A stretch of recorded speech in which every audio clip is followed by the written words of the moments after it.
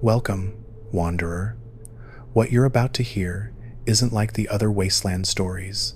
This isn't about vaults or raiders or the Brotherhood of Steel. This is about something darker, something most people don't want to acknowledge happened.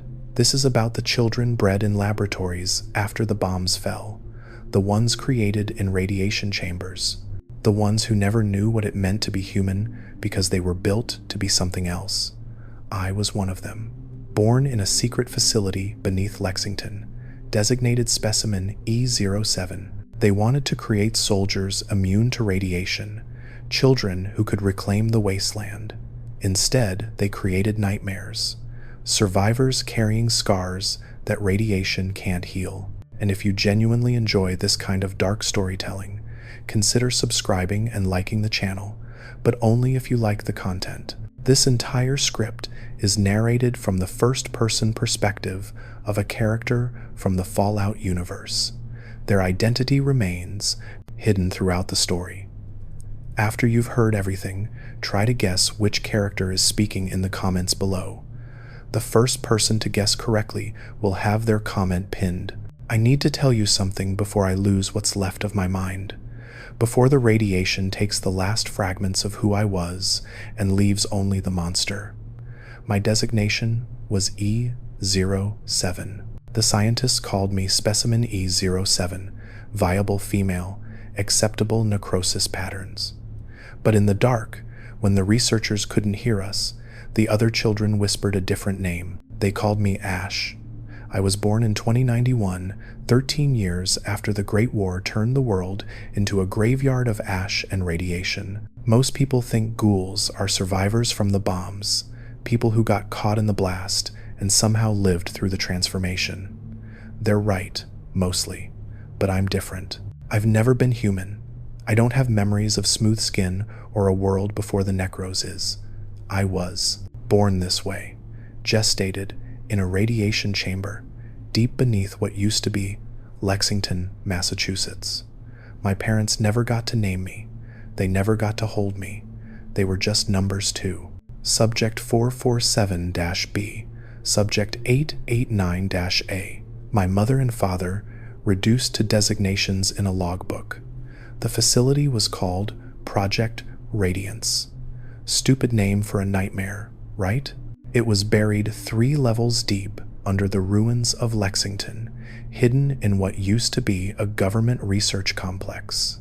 The bombs never hit Lexington directly, just close enough that the radiation seeped into everything like poison in water. Perfect conditions for what they wanted to do. Perfect conditions for creating us. See, the government thought they were being clever. They'd watched the Ghoul survivors, studied them, documented how radiation made them immortal, immune to the very thing that killed everyone else. And they had an idea, a terrible, brilliant idea. What if they could create an entire population that was born immune to radiation, not transformed by it, not surviving it, but immune from the very beginning? They wanted to breed the perfect wasteland soldiers, children who could walk through irradiated zones, reclaim the dead cities, expand into places where normal humans would die screaming. But here's the thing about ghouls that the pre-war scientists never figured out, that these post-war butchers refused to accept. We can't reproduce. The radiation that makes us immortal also destroys our ability to have children. It's written into our biology, carved into our cells by the very thing that keeps us alive. Every ghoul knows this. It's the price of immunity, the trade we never agreed to make. Project Radiance knew this too. They documented it, tested it, confirmed it in their sterile laboratories, but they didn't care about natural reproduction. They weren't trying to get ghouls to breed.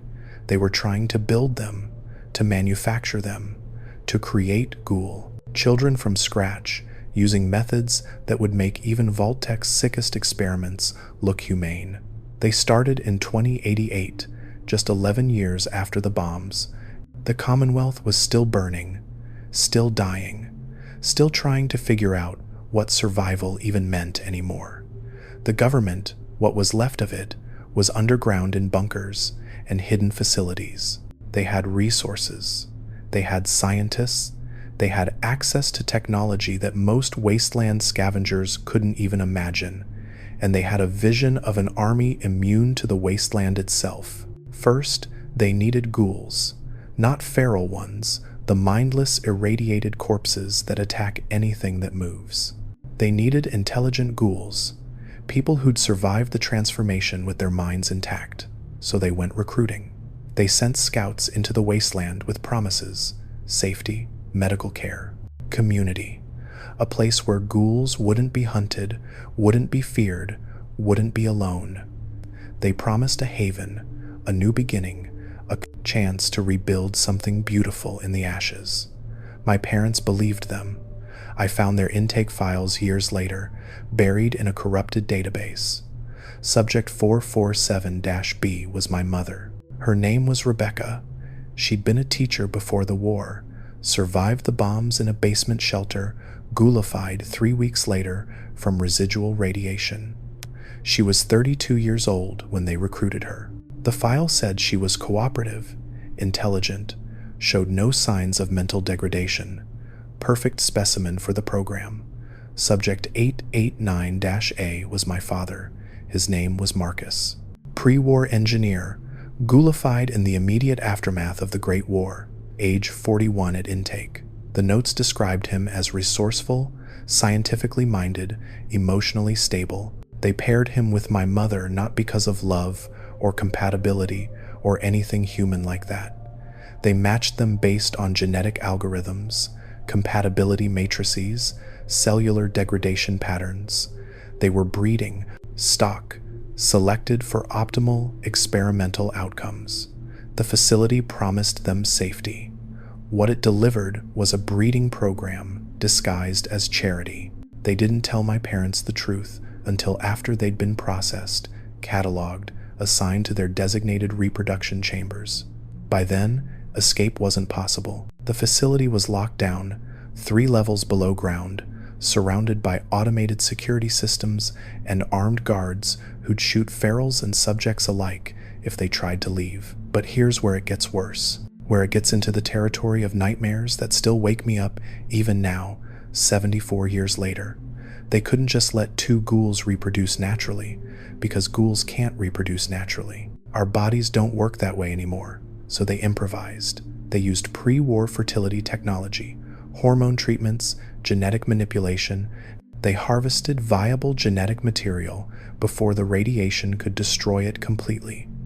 They built artificial wombs, controlled environment chambers, systems designed to sustain a developing fetus in conditions that would kill any normal pregnancy.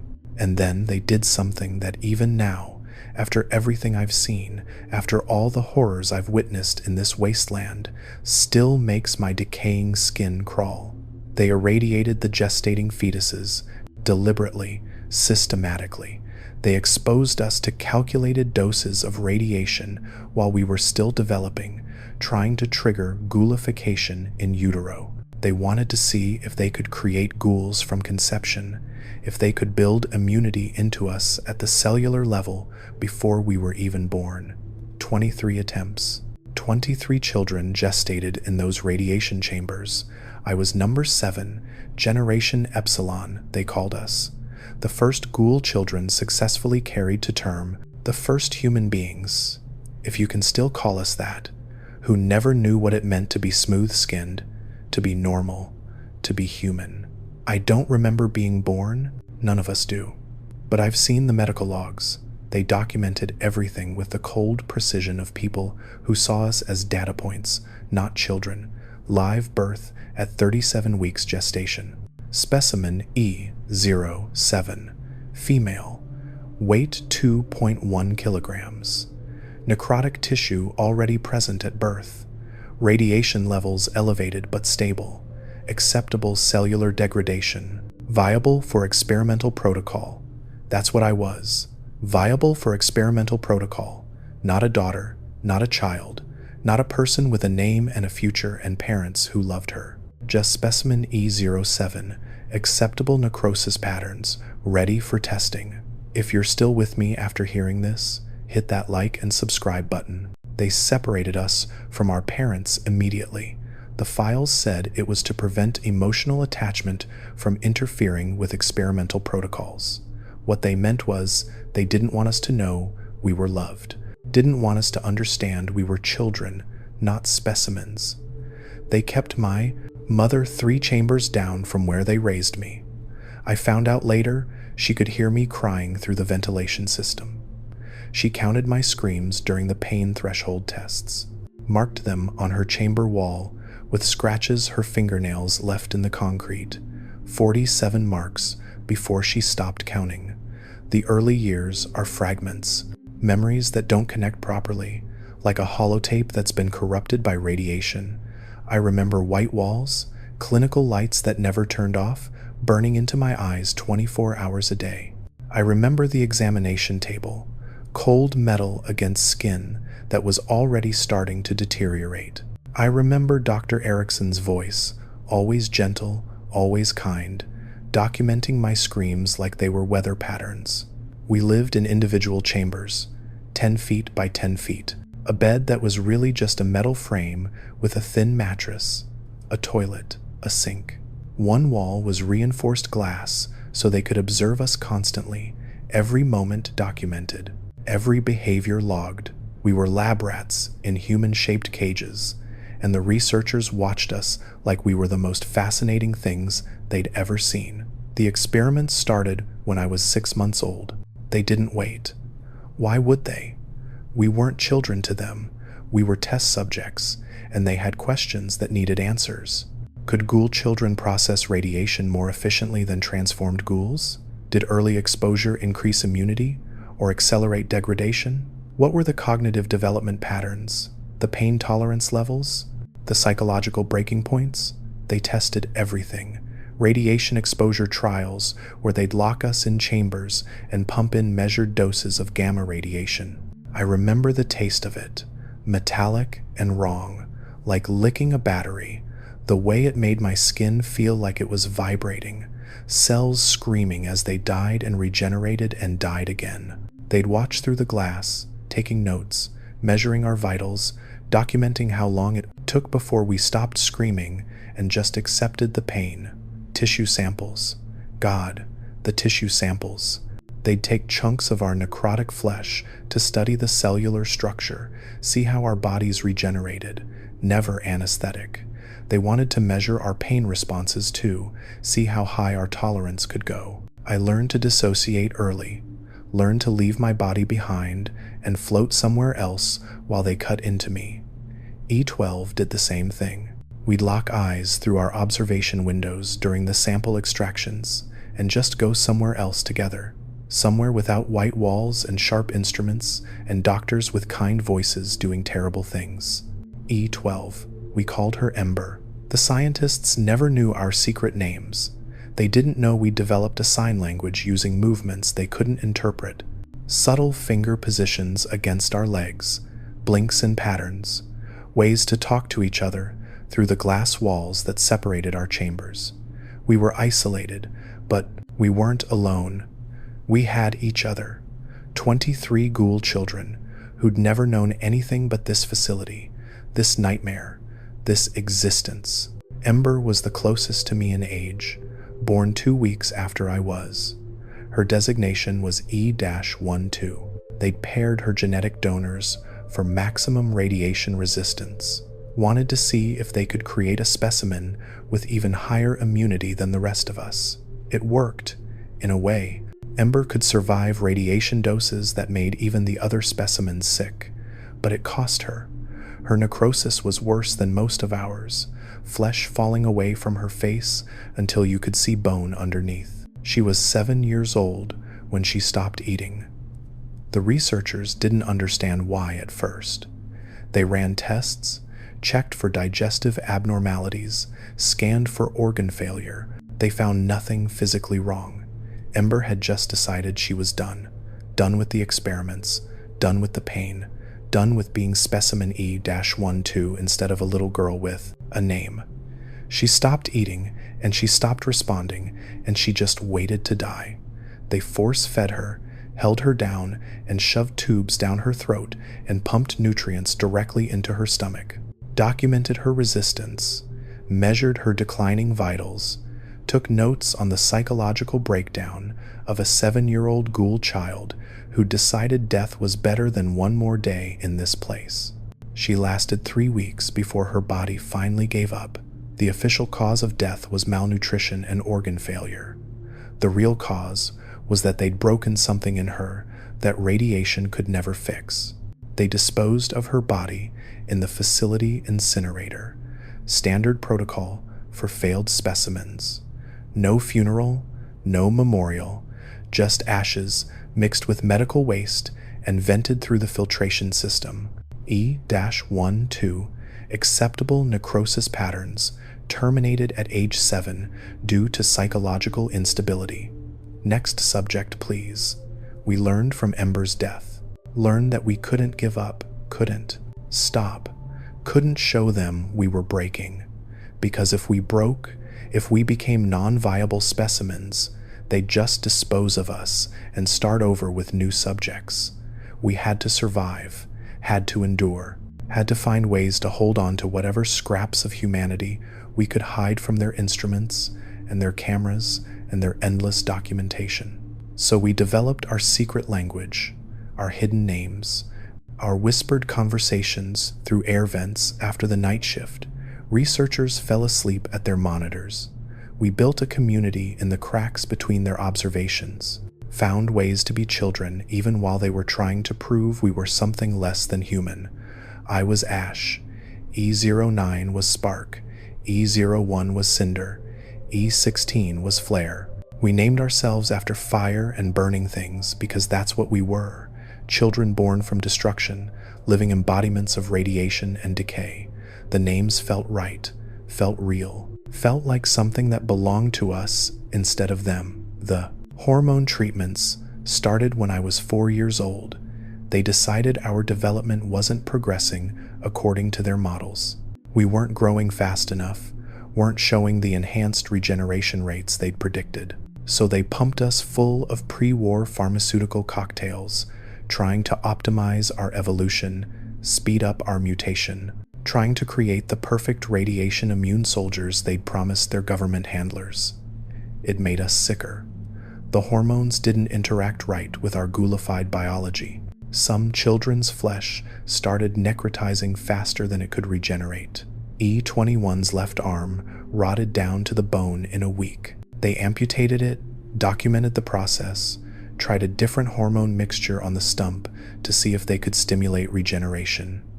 It didn't work. E21 learned to function with one arm at age 5 because the alternative was being classified as a failed specimen. E09, Spark, had the worst reaction. The hormones triggered something in her brain chemistry. She started having seizures, violent episodes where she'd attack anything near her. The researchers classified it as early onset feralization. Genetic instability, the reports said. Inevitable degradation due to radiation exposure. They were lying. Spark went feral because of what they did to her, because of the chemicals they pumped into a 7-year-old child's body without understanding how they'd interact with Ghoul physiology. But they couldn't admit that, couldn't acknowledge that their precious experiments had caused the breakdown instead of her genetics.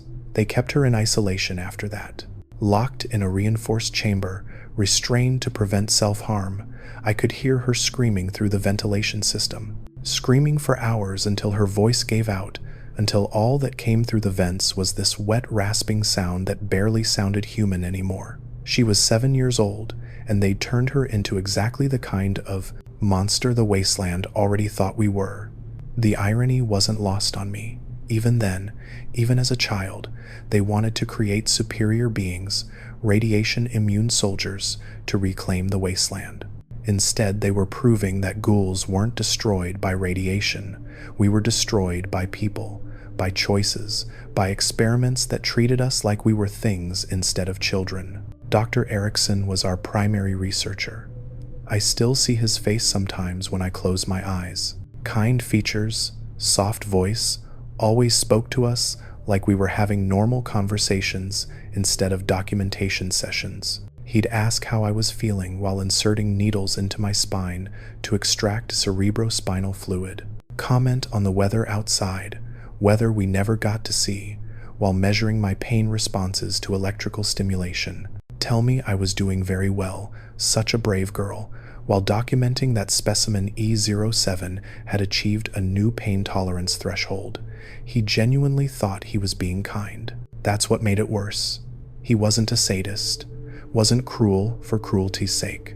He was a scientist doing important work, and we were his subjects, and he documented our suffering with the same gentle professionalism he'd used to study plant growth patterns. We weren't people to him. We were data. Fascinating, valuable, scientifically significant data in the shape of children.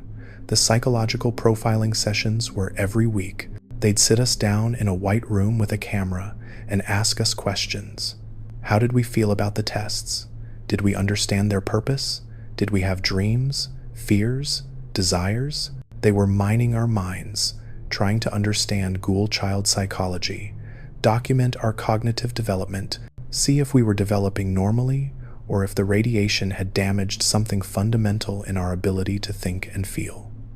I learned to lie in those sessions, learned to tell them what they wanted to hear.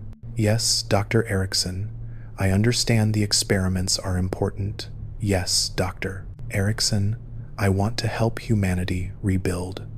Yes, Dr. Erickson, I feel fine. The tests don't hurt that much. I'm grateful for the opportunity to contribute to science. I said what kept me classified as viable, what kept me alive for another week. But at night, when the facility was quiet and the researchers were sleeping, and the only sound was the hum of radiation monitors and the whisper of our breathing through the vents, I'd talk to the other children in our secret language, tell them about the dreams I really had, about seeing the sky, about walking on ground that wasn't sterile tile, about having a mother who held me instead of subject 447-B, who I'd never been allowed to meet. The other children had similar dreams. Cinder dreamed about rain, even though she'd never felt it. Flare dreamed about running through places without walls.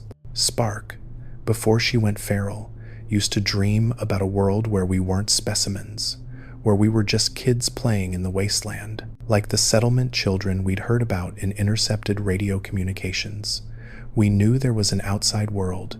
The researchers weren't careful about what we overheard. They'd talk about the Commonwealth, about settlements, about the dangers of raiders and supermutants and feral ghouls. They'd discuss the surface world like it was a contaminated hellscape, justify their work by saying they were creating the solution to radiation, the key to reclaiming the dead zones. But to us, the surface sounded like paradise.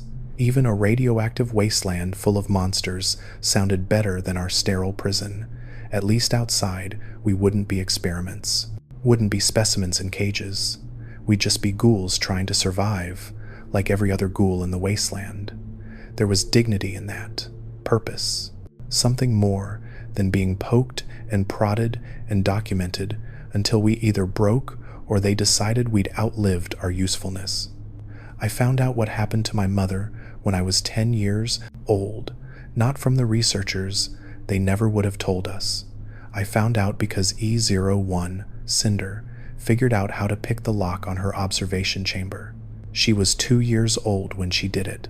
2, the youngest of all of us, and she'd watched the guards input their key codes enough times that she memorized the pattern. Waited until the night shift, when security was lax and the researchers were half asleep, picked the lock with a piece of wire she'd pulled from her bed frame over the course of 6 months. They found her in the ventilation system trying to escape, dragged her back, sedated her, upgraded all our locks to biometric scanners, but not before she'd seen things. Made it down to sub-level 2, where they kept the records. She'd only been gone 20 minutes before the alarms triggered, but she had a photographic memory. Remembered everything she'd seen in those files. Every designation, every experiment log, every disposal record. She told us through the vents that night, signing the words we couldn't speak aloud. Subject 447-B, Rebecca, my mother. Disposal date March 15th, 2090. I was 4 months old. Cause of death, self-administered radiation poisoning. She deliberately exposed herself to lethal doses, triggered her own cellular breakdown. The notes said she'd been screaming my name, not my designation, my real name. Somehow she'd known I'd chosen Ash. They'd harvested tissue samples from her corpse before incineration, wanted to study the effects of intentional radiation overdose on Ghoul physiology, even in death. She was just research material, just data to be extracted and cataloged. I spent that night crying as quietly as I could, face pressed into my mattress so the cameras wouldn't document my emotional breakdown and flag me for psychological instability. My father lasted longer. Subject 889-A, Marcus. He died when I was 6, killed during an escape attempt. He'd made it further than anyone expected, all the way to sublevel 1 before security cornered him. The report said he'd fought them, tried to reach the surface, screamed about freeing his daughter. They shot him 17 times. Documented that Ghoul regeneration couldn't compensate for catastrophic tissue destruction when enough vital organs were destroyed simultaneously. Even in his death, they were learning. Even his corpse contributed to their research. I never knew them, never spoke to them, never felt my mother's arms around me or heard my father's voice. But I mourned them anyway. Mourned the parents I never had, the family that was stolen from me before I was old enough to understand what family meant. They'd loved me enough to try to escape, enough to die screaming my name. That had to mean something. Even in this nightmare, that meant something. The facility's goals became clearer as we got older. They weren't just studying us. They were optimizing us, testing our limits to create a blueprint for mass production. Every experiment was designed to answer specific questions. How much radiation could we process? How fast did we heal? What were our cognitive capabilities? Could we be trained, controlled, weaponized? By age 8, I could survive radiation levels that would kill a normal human 50 times over. Walk into chambers pumped full of gamma radiation and feel nothing but a slight tingling sensation. They'd succeeded in that regard. We were immune in ways even transformed ghouls weren't. Our bodies had never known normalcy, so they adapted to the radiation like it was our natural environment. We were creatures of the Wasteland, built for it from conception, but psychological damage wasn't factored into their equations. They measured our intelligence, documented our problem-solving abilities, tested our memory and cognitive functions. All the data said we were developing normally, sometimes even above average. What they didn't measure, what they couldn't quantify, was the trauma. The cost of being raised in sterile cages by people who saw us as experiments instead of children. We were broken, all of us. Broken in ways that wouldn't show up on their tests, or their scans, or their endless documentation. We'd learned to lie so well that even their psychological assessments couldn't detect the damage. We told them what they wanted to hear while our minds fractured in places they couldn't see. E18 killed himself when he was 9, hung himself from the sprinkler system in his chamber using strips torn from his mattress. They found him in the morning during the first observation check. The report classified it as unexpected psychological breakdown, recommended enhanced suicide prevention protocols for remaining specimens. They installed cameras in our chambers that could detect unusual movements, took away anything we could potentially use to hurt ourselves, made our cages even smaller, even more controlled. The facility ran on. Routine. 6 a.m. wake up. Breakfast, if you could call the nutrient paste they fed us breakfast. Morning examination. Midday radiation exposure trials. Afternoon tissue samples or psychological profiling or whatever experiment they had scheduled. Evening meal. Lights out at 9 p.m. Though the observation lights never turned off completely, they watched us sleep, documented our dreams when we talked in our sleep. Nothing was private. Nothing was ours. The other children became my family, the only family I'd ever known. We developed bonds through the glass walls and the ventilation whispers and the secret signs. Cinder was my little sister, brilliant and defiant and small. Flare was the oldest, protective and serious and planning. Spark was gone, lost to feralization, but we remembered her, kept her name alive in our conversations even after the researchers stopped documenting her as a viable specimen. There were others. E03, E05, E08.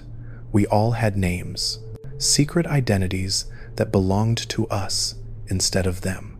We built a community in the margins of their research, found humanity in the spaces between their observations. They thought they were creating weapons. We thought we were surviving childhood. The facility wasn't just us. There were staff, researchers, security personnel. The scientists rotated in shifts, fresh faces every few weeks who'd stare at us like we were fascinating zoo animals. The guards were permanent, hardened Wasteland security who'd shoot first and document later. The support staff, janitors and technicians and maintenance workers, barely acknowledged we existed. We were just another part of the facility equipment to them. But sometimes, rarely, someone would look at us differently. A maintenance worker who'd pause outside our chambers, face twisted in something that might have been pity. A researcher fresh from the Commonwealth who'd react with horror before learning to bury it under professional detachment. Those moments reminded us we weren't supposed to be here. That somewhere, in the normal world, people understood that children in cages wasn't acceptable, even if those children were ghouls. Dr. Erickson never wavered, never showed doubt. He'd been with the program since the beginning, helped design the protocols, written the founding papers on ghoul breeding potential. We were his life's work, his legacy, the proof that his theories about radiation immunity and genetic engineering weren't just speculation. We validated his entire career. Of course, he couldn't see us as victims.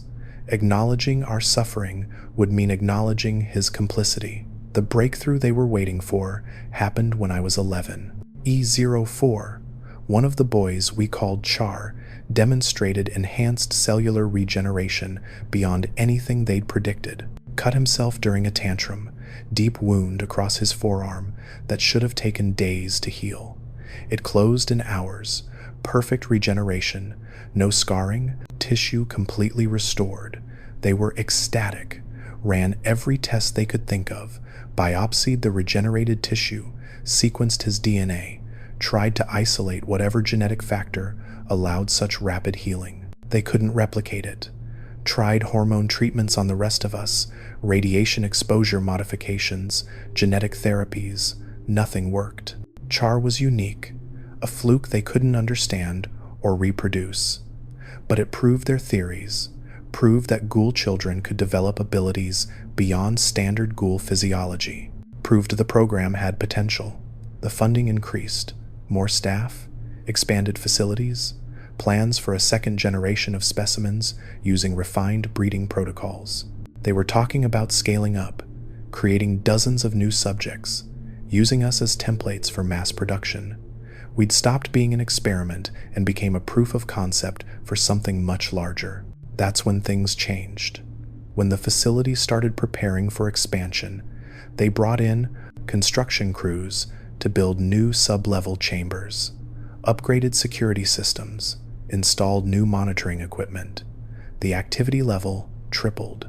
People everywhere, strangers in hazmat suits and security armor, treating our prison like it was the most important place in the Commonwealth.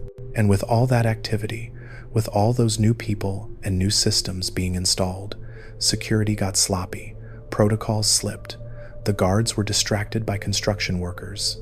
The researchers were busy training new staff. The cameras had blind spots where new equipment was being installed. Flare noticed first. E06, the oldest of us at 13. He'd been watching, planning, waiting for an opportunity that might never come. And suddenly, with construction chaos and security gaps and distracted staff, the opportunity was there. He started coordinating through our secret language, mapped the blind spots, identified the vulnerabilities, built a plan for something we'd only ever dreamed about: escape. It took 3 months of preparation, 3 months of watching patterns, testing locks, stealing small tools from distracted construction workers. Cinder was instrumental, her lock-picking skills refined to an art form by age 10. Char's enhanced healing meant he could test the security systems more aggressively, recover from the punishment when he got caught. The rest of us gathered intelligence, memorized guard rotations, documented camera angles. The plan was simple in concept, nightmare in execution. Wait for a shift change during construction hours when security was minimal. Cinder would pick the locks on our chambers simultaneously. She'd figured out how to short the biometric scanners using a power surge from the construction equipment. We'd move through the blind spots to sub-level 1. From there, fight our way to the surface if necessary. Die trying if that's what it took, because anything was better than staying. Anything was better than watching them build new chambers for new victims. We were 12 years old on average. The youngest was 8. The oldest was 13. We were children. Damaged, traumatized, ghoulified children who'd never seen the sun. But we understood that if we didn't escape now, we never would.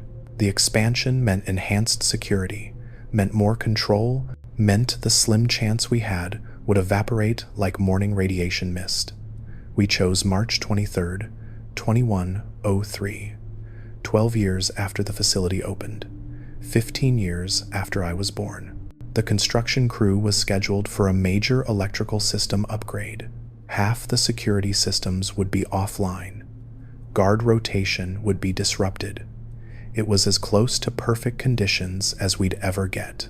The night before, we said goodbye through the vents, made promises we weren't sure we could keep, swore we'd stay together, protect each other, find freedom or die trying. We were terrified. None of us had ever been outside our chambers, except for transfers to examination rooms. The world beyond the facility was theoretical. The Commonwealth was stories we'd overheard, radio chatter we'd intercepted, a dream we'd built from fragments. But staying meant watching them break more children, watching them perfect their protocols on new victims. We couldn't save ourselves and leave others to suffer our fate, so we chose to burn it all down or die in the attempt. March 23rd arrived. The construction crew showed up at 6 a.m. The power fluctuations started at 6:15. Cinder triggered her chamber lock at 6:20, the biometric scanner shorting exactly as planned.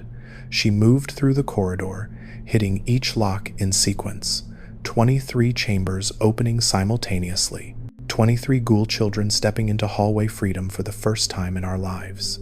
The alarms triggered immediately. We'd expected that. Security lockdown protocols engaged, emergency lighting activated, automated defense systems came online, but the construction had created gaps. Routes the automated systems couldn't cover, blind spots where the cameras weren't functioning. We moved as a group, 23 children, the youngest barely 8 years old, running through corridors we'd only seen through glass walls. The facility was bigger than we'd imagined. Sublevel 3 was a maze of research chambers and storage areas and places we'd never known existed. We got lost twice before Flare found the stairwell to Sublevel 2. Security engaged us there. 3 guards, armed with automatic weapons, blocking the stairwell. They hesitated, just for a moment, long enough for us to see the shock in their eyes, as 23 ghoul children charged them like feral pack animals. We'd never fought before, never been violent, but survival instinct doesn't require training. We swarmed them, overwhelmed them through sheer numbers and desperation. I still remember the guard's face when Char bit through his wrist.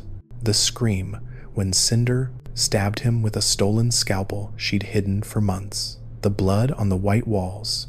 The first color I'd seen besides clinical sterile surfaces and our own decaying flesh. We weren't supposed to be capable of violence. We were specimens, test subjects, controlled experimental variables. We were children fighting for our lives. Sublevel 2 was chaos. The construction crew panicking, researchers evacuating, security trying to contain us while the facility fell apart around them.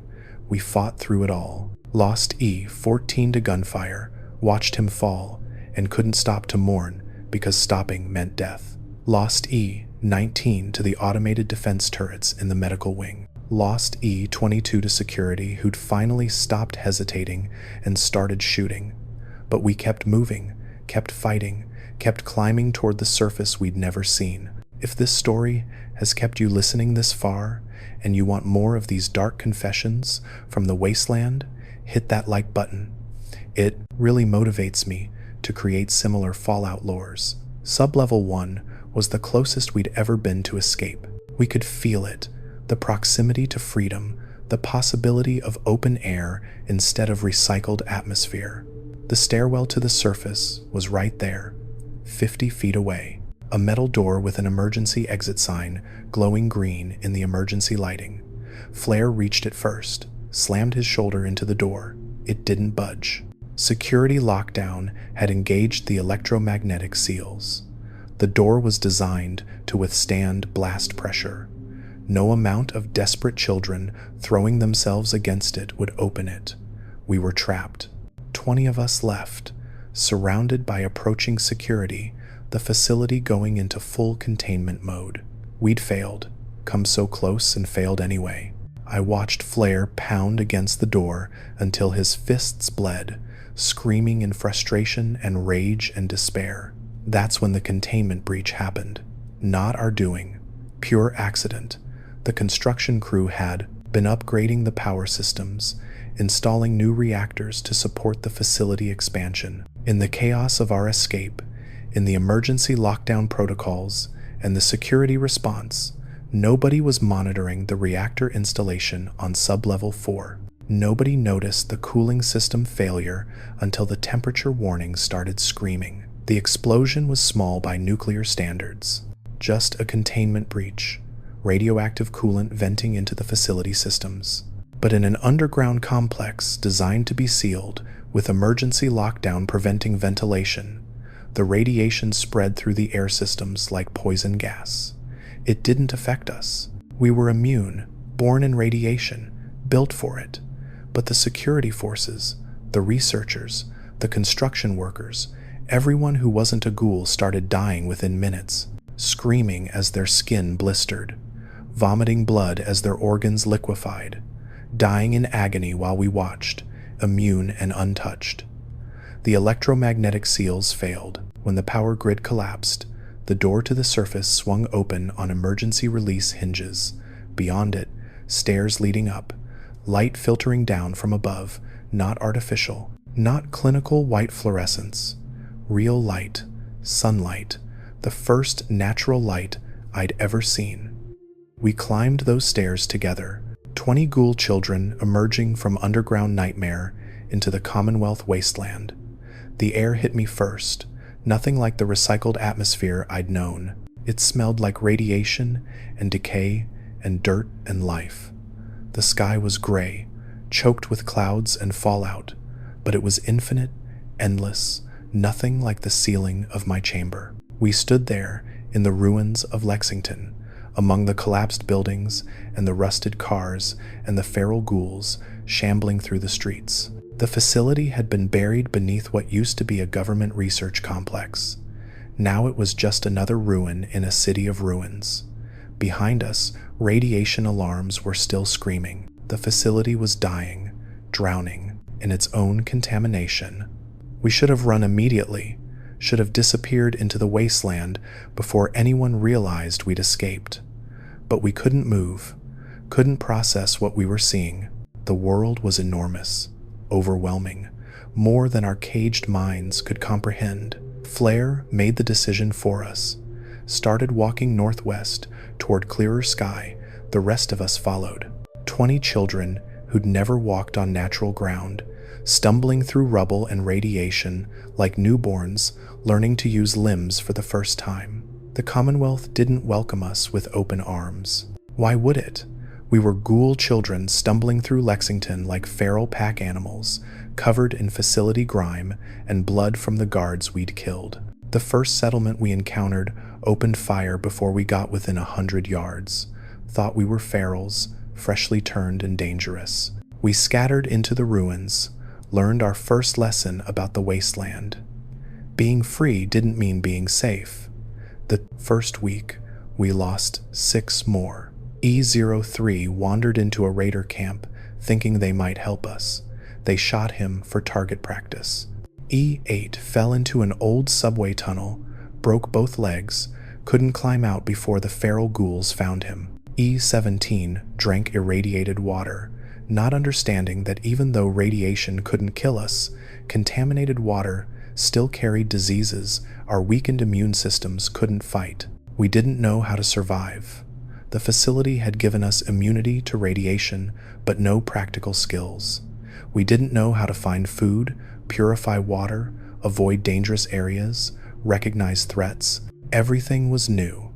Everything was deadly. We were children playing at survival in a world designed to kill us. Flair tried to hold us together, tried to be the leader, make decisions, keep us moving towards safety that didn't exist. But he was 13 years old and just as lost as the rest of us. When the super mutants attacked our shelter in the ruins of an old shopping center, Flair died protecting Cinder, threw himself between her and a super sledge that turned his skull to pulp. We ran, left his body behind, because staying meant dying beside him. By the end of the first month, there were only 8 of us left, 8 survivors out of 20 who'd made it out of the facility. The Wasteland had killed more of us in 4 weeks than the researchers had in 12 years. At least in the facility, we'd been valuable. Out here, we were just more ghoul trash that nobody wanted. But we learned, adapted. The same survival instinct that got us through the experiments got us through the Commonwealth. We learned to scavenge, to hide, to recognize the difference between settlers who might tolerate us and raiders who'd kill us on sight. We learned that other ghouls were our best chance at acceptance, that smooth-skinned settlements wanted nothing to do with ghoul children, no matter how pitiful we looked. A ghoul named Roy took us in after finding us trying to steal from his supply cache. He'd been around since before the war, survived 2 centuries of wasteland brutality, looked at us with something between pity and horror when we told him where we'd come from. He taught us practical survival, how to avoid detection, where to find safe water, which creatures to avoid and which we could fight, how to tell if another ghoul was about to go feral. Roy also told us about the other facilities. That's when we learned Project Radiance wasn't unique, wasn't even the worst of what had happened in those first years after the bombs. The government, the remnants of it, had tried dozens of programs to create radiation-immune populations, breeding experiments, forced evolution virus modifications, genetic engineering using pre-war technology, all of it classified, all of it buried in secret facilities across the Commonwealth and beyond. He'd heard rumors of a place near the glowing sea where they'd tried to create ghoul soldiers using accelerated radiation exposure. Another facility in the ruins of Salem that experimented with ghoul children and forced evolutionary virus combinations. A vault somewhere in the capital Wasteland that had done similar breeding programs with different methodologies. Hundreds of victims, hundreds of children, like us, created in laboratories, experimented on, disposed of when they failed to meet specifications. We weren't special, weren't unique. We were just one batch of specimens from one facility in a network of nightmares that spanned the former United States. The scope of it was crushing. All those children, all that suffering, all those researchers who'd convinced themselves they were saving humanity by torturing kids in underground laboratories. I started searching for the other facilities when I was 15, left the group, struck out on my own. Cinder tried to stop me, said we should stay together, that we were all we had left, but I couldn't just survive when I knew there might be others, still trapped, still suffering, still waiting for someone to care enough to find them. I found the Salem facility first. It had been abandoned for years. The the researchers killed by their own experiments when a forced evolutionary virus strain went airborne and transformed them all into super mutants. The children's chambers were empty. No bodies, no records of what happened to the specimens, just designation numbers scratched into walls and dried blood on examination tables. The glowing sea facility was worse, still operational when I found it, still running experiments on 15 Ghoul children who'd been there since 2079. They'd been experiment subjects for 24 years. 24 years of radiation exposure trials and tissue samples and psychological torture. Some of them had gone feral from the trauma. Others were catatonic, broken beyond repair. I killed the researchers. Every single one. Turned off the safety protocols on their own radiation chambers and locked them inside. Let them experience what they'd done to those children. Watched through the observation glass while they screamed and their skin blistered and their bodies broke down, felt nothing. They'd taken empathy from me, the same way their colleagues had taken childhood. I freed the children, tried to help them adjust to the wasteland, but most didn't survive. They'd been broken too thoroughly, damaged in ways I understood too well. The facility had been their entire reality for decades. Freedom was just another form of torture for minds that couldn't process anything beyond their cages. By the time I was 20, I'd found 9 facilities, freed 37 children who'd survived their experiments. Only 12 of those 37 lived longer than a year after liberation. The rest died in the wasteland, or went feral, or simply gave up like Ember had. You can't undo that kind of damage. Can't heal trauma that's been branded into developing minds. The other survivors. From my facility, the 7 who'd made it past that first year scattered across the Commonwealth. Last I heard, Cinder was in Good Neighbor, working security for the memory den. Char had joined a Ghoul settlement in the Slog, farming razor grain and trying to pretend he'd had a normal childhood. E05 was dead, killed by Brotherhood of Steel soldiers who didn't care that he was just trying to survive. I kept searching, kept finding facilities. Most were abandoned, their experiments concluded or their funding cut or their researchers dead from their own mistakes. But occasionally, I'd find active sites, find children still trapped, and I'd do what I should have done to my own facility if I'd been older, stronger, smarter. I burned them down, killed everyone involved, freed every specimen I could find. The files I collected from those facilities painted a comprehensive picture. Project Radiance and its sister programs were government-funded initiatives to create specialized populations for wasteland reclamation. The breeding programs, the forced evolutionary virus experiments, the radiation exposure trials, all of it was documented, authorized, funded by taxpayer dollars from a government that didn't exist anymore. Thousands of subjects across dozens of facilities. Children created, experimented on, disposed of like radioactive waste when they failed to meet specifications.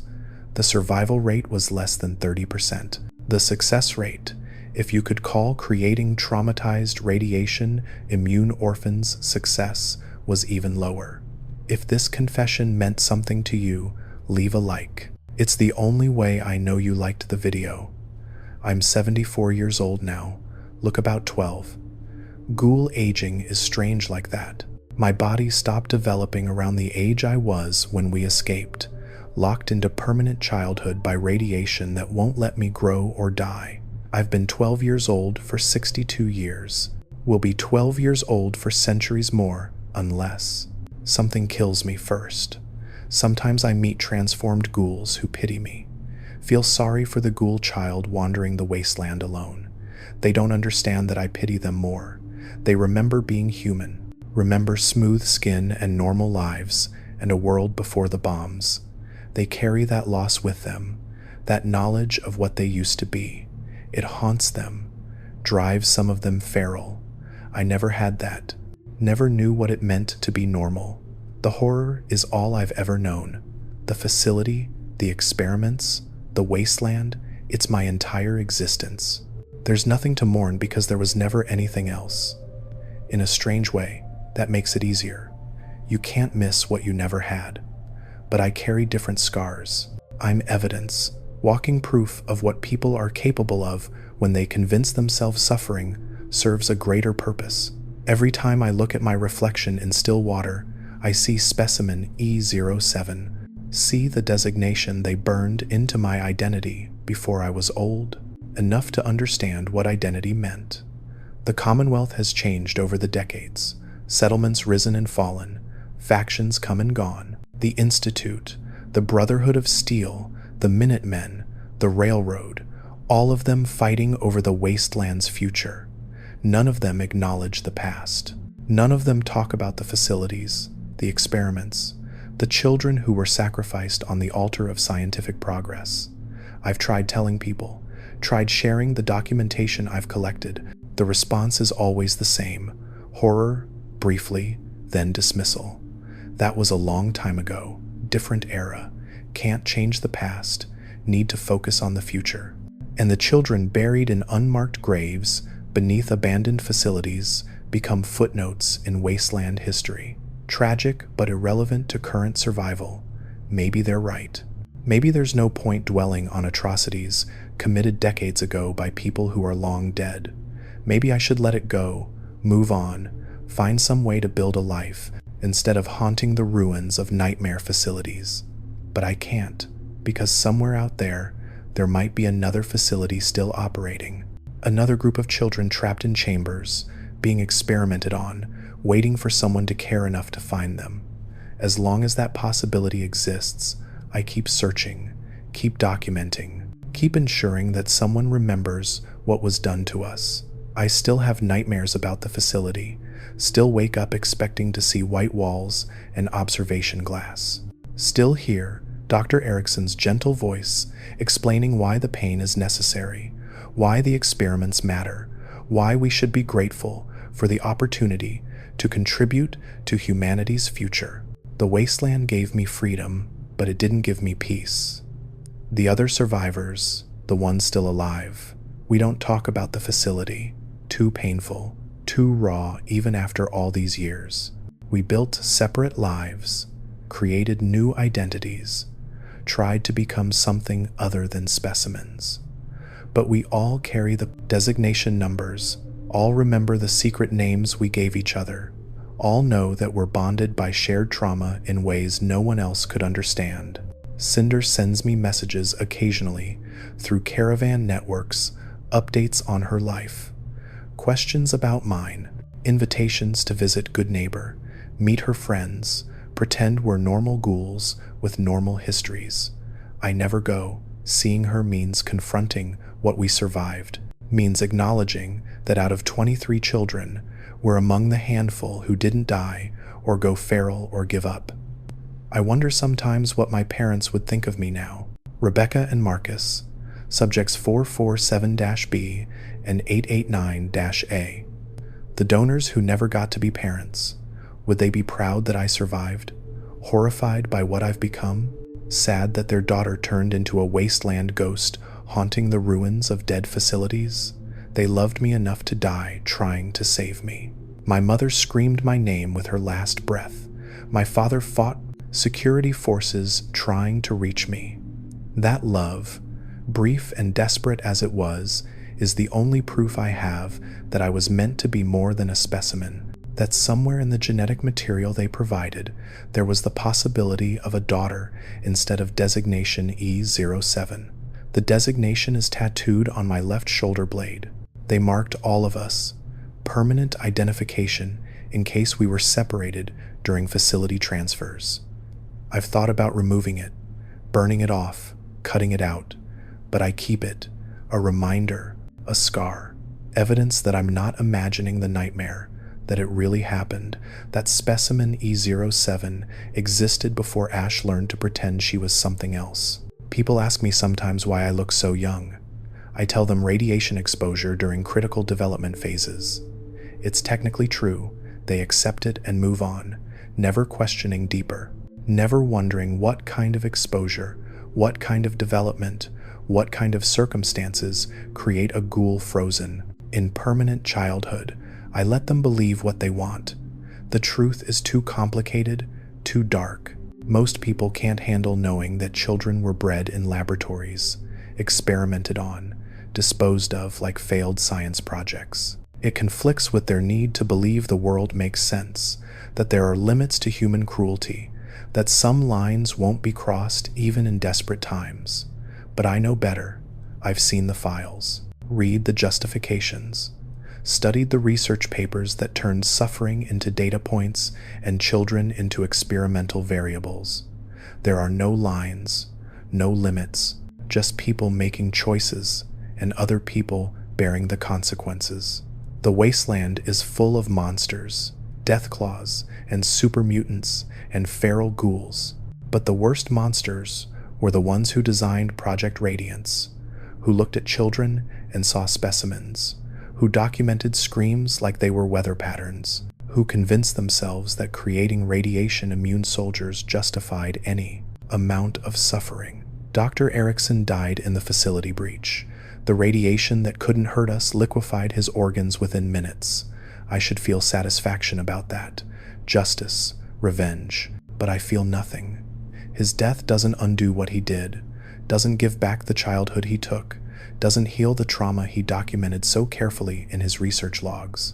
Sometimes I think about the future, about what happens to ghoul children who never age, never die, never escape the designation numbers burned into their identities. Will I be wandering the wasteland in 200 years, still looking 12, still searching for facilities that don't exist anymore? Will I go feral eventually, all the trauma finally breaking through whatever mental barriers keep me functional? I don't know, can't know. I just keep moving forward because stopping means thinking too much about what was done to us, means confronting the full weight of childhood spent in cages, being experimented on by people who called it science. The Commonwealth doesn't care about my history, doesn't care that I'm evidence of atrocities committed in underground laboratories. I'm just another ghoul trying to survive, slightly younger looking than most, carrying secrets no one wants to hear. And that's fine, expected even. But you, listening to this confession, you know now, know that we existed, know that children were created in laboratories, experimented on, disposed of when they failed to meet specifications. Know that Project Radiance and facilities like it operated with government funding and scientific legitimacy. Know that the designation numbers outnumber the survivors. I'm Ash. I was specimen E07, viable female, acceptable necrosis patterns. I was born in Facility 7 beneath Lexington, Massachusetts in 2091. I've never seen the sun rise without radiation clouds. I've never known what it means to be human. This horror is my entire existence, and I'm still here, still surviving, still searching, still ensuring that someone remembers what was done to children born in radiation chambers by parents who never got to hold them, still carrying the designation on my shoulder and the secret name in my heart. That's my confession, my testimony, my evidence that we existed, that we mattered, that we were children who deserved better than being specimens in nightmare facilities. Remember us. Remember the designation numbers scratched into chamber walls. Remember that some horrors don't come from radiation or mutations or wasteland monsters. Some horrors come from people making choices. And some of us carry those choices in our cells, our memories, our frozen childhoods that will never end. I am Ash. I am 74 years old. I look 12. And I am proof that the worst experiments weren't the ones that failed. They were the ones that succeeded.